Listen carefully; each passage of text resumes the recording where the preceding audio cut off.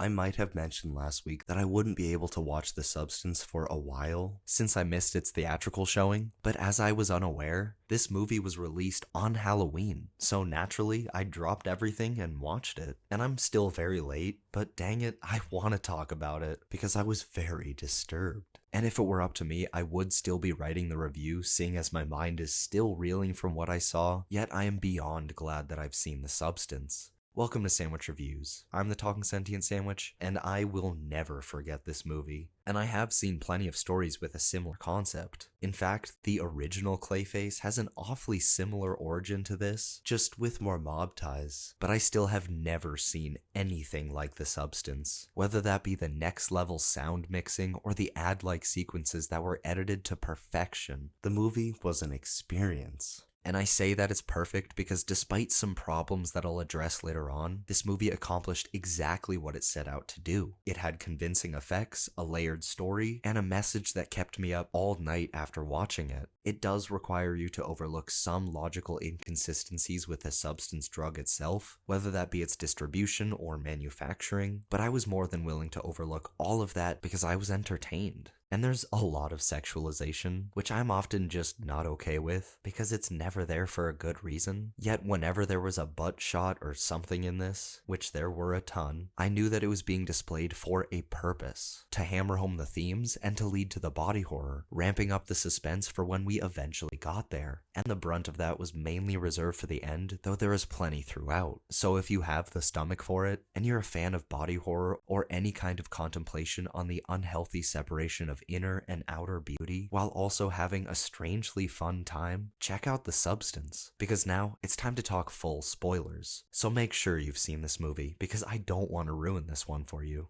Ready? Alright, first off, the initial shot is very simple, but also perfect. I will always love when a movie in one shot can put everything about it in a vacuum and get you to understand who we're about to follow. And as I mentioned earlier, the specifics on the substance itself was a bit confusing. I figure everything about the ambiguous, shady, almost sci-fi company that issued the drug was ambiguous on purpose, but there's just no way that their secretive organization could actually exist. And this movie is far from real, but it still felt like they were trying to present us with a world that was at least similar to our own. It's never specified how many people are actually taking this drug. I mean, it could just be the two subjects we see in this movie, in which case this plot hole is somewhat filled, but if there are more, and I do suspect that there are, there's no way that no one would be whistleblowing all of this. But beyond the realistic implications of a company like that, which does not matter whatsoever, I wasn't sure how the substance worked specifically, and understanding that does matter quite a lot. And I know at its core it's about some sort of mitosis, but is it a clone? Two entirely separate consciousnesses that cannot or should not exist at once? Or is it more shared? And if so, how shared is it?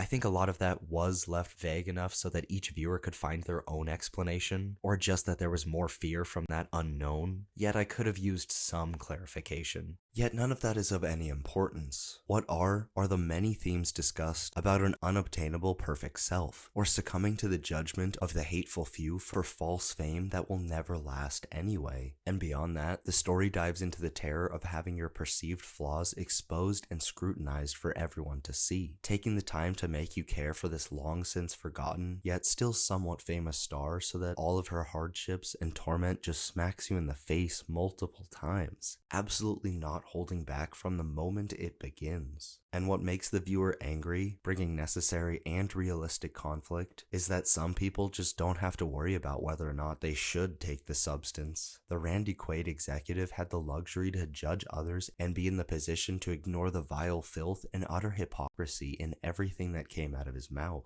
And there are so many others just like him upholding their existing world, which is totally not anything like our world. No analogies to see here. But to look at the body horror in and of itself, let me tell you, a couple of sequences had me simultaneously looking away in disgust and needing to see every detail of the masterful gore that was being displayed. You know that feeling? Where despite the nightmares it might cause, your curiosity just won't let you go without seeing all of its brutality. And in this case, also appreciating the talent and effort behind it. After an unhealthy amount of Sue, the main character was transformed into a goblin, which freaked me out for her sake, but here I was, thinking that was her final form. Because then we got Monstro Elisa Sue, and that was so incredibly insane. I must have spent the last 20 minutes of this movie with this look on my face. Like I said before, I'm still recovering from what happened in that third act, but that doesn't change the fact that this movie is unbelievably phenomenal. If you enjoyed watching it just as much as I did, let me know down in the comments. And as always, thanks for watching. Make sure to leave a like, subscribe for weekly video essays and reviews, and enjoy a delicious sandwich.